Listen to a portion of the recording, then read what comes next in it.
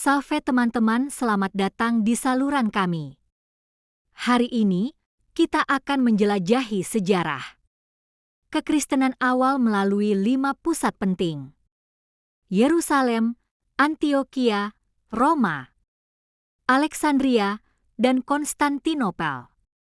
Kita akan menelusuri bagaimana iman Kristen berkembang dan menyebar dari pusat-pusat ini, serta pentingnya suksesi apostolik dalam menjaga ajaran yang benar.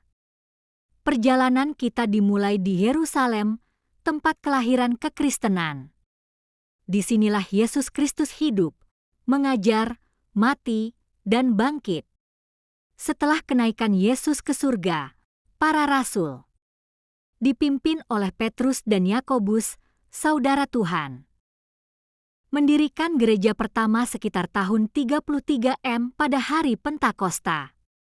Gereja di Yerusalem menghadapi banyak tantangan.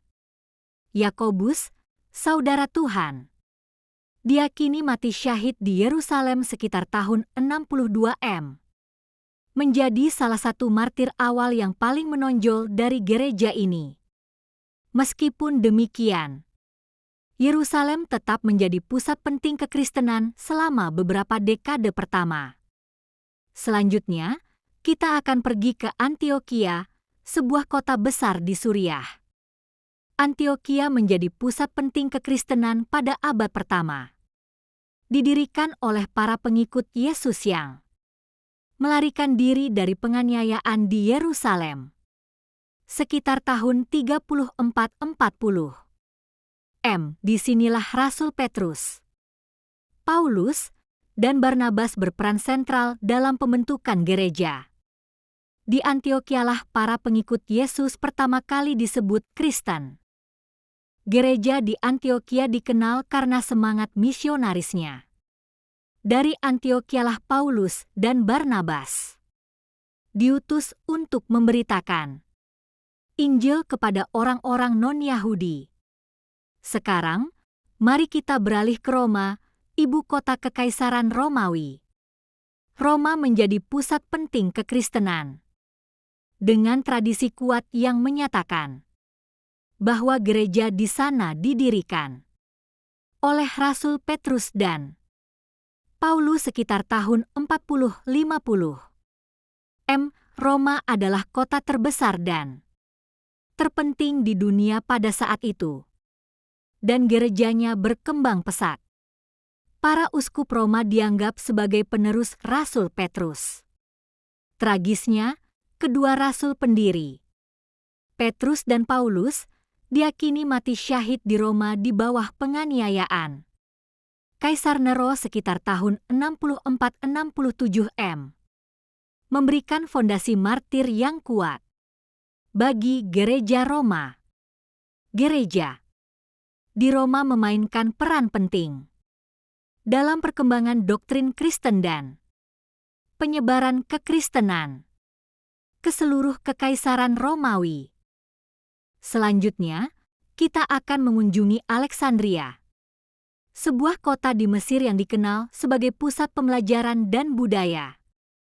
Alexandria menjadi pusat penting kekristenan, dengan tradisi yang kuat bahwa gereja di sana didirikan oleh Markus sang penginjil, penulis Injil Markus sekitar tahun 43 M. Gereja di Alexandria dikenal karena sekolah teologinya yang terkenal dan merupakan rumah bagi banyak teolog Kristen berpengaruh. Markus sang penginjil diyakini mati syahid di Alexandria sekitar tahun 68 M. Menjadi martir bagi iman yang ia sebarkan. Gereja di Alexandria memainkan peran penting dalam perkembangan teologi Kristen dan penyebaran kekristenan ke Afrika Utara. Akhirnya, kita akan pergi ke Konstantinopel, ibu kota kekaisaran Romawi Timur. Kota ini didirikan sebagai pusat Kristen oleh Kaisar Konstantinus Agung pada tahun 330 M. Ketika ia meresmikannya sebagai ibu kota baru. Meskipun bukan pendiri kota, Rasul Andreas memiliki hubungan penting dengan wilayah ini. Menurut tradisi, Rasul Andreas memberitakan Injil di wilayah yang kemudian menjadi Konstantinopel dan dianggap sebagai pelindung Gereja Konstantinopel. Kaisar Konstantinus menghormati warisan ini ketika membangun kota tersebut. Konstantinopel dengan cepat menjadi pusat politik, ekonomi, dan budaya Kekaisaran Romawi Timur, dan juga menjadi pusat penting bagi kekristenan.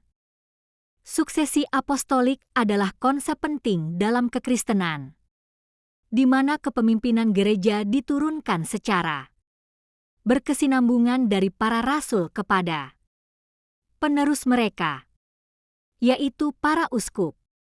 Gereja-gereja yang mengklaim memiliki suksesi apostolik dari 5 pusat kekristenan awal ini termasuk Gereja Ortodoks Timur, seperti Gereja Ortodoks Yerusalem, Gereja Ortodoks Yunani Antiokhia, dan Gereja Ortodoks Konstantinopel.